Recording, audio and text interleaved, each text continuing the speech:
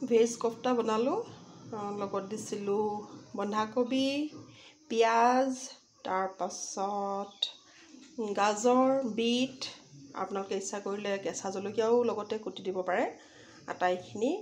ধুনীয়াকৈ কুটি লৈ তাতে নিমখ হালধি তাৰপাছত গোটা জিৰা ধনিয়া গুড়ি গৰম মছলা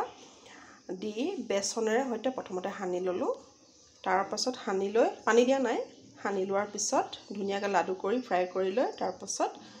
বনালোঁ আমি এই কাৰীখন আৰু কাৰীখন মই গ্ৰেভিটো বনাওঁতে লৈছোঁ দৈ আৰু ক্ৰীম তাতে হালধি আৰু জলকীয়া গুড়ি বাদে বাকী আটাইখিনি মছলা মই কমকৈ দিছোঁ আৰু হালধি নিদিলোঁ হালধি হোৱাইট কাৰী মই বনাইছিলোঁ আচলতে সেইটো কাৰণে হালধি দিয়া নাই আপুনি ইচ্ছা কৰিলে হালধিয়াকৈও খাব পাৰে মোৰ ছোৱালী এই ধৰণে বগাকৈ খাই খুব ভাল পায় গতিকে মই এই ধৰণে বনালোঁ তাৰপিছত যদি দৈখিনি আপোনাৰ অকণমান টেঙা ভাৱ বেয়া পায় তেনেহ'লে চেনি দি দিব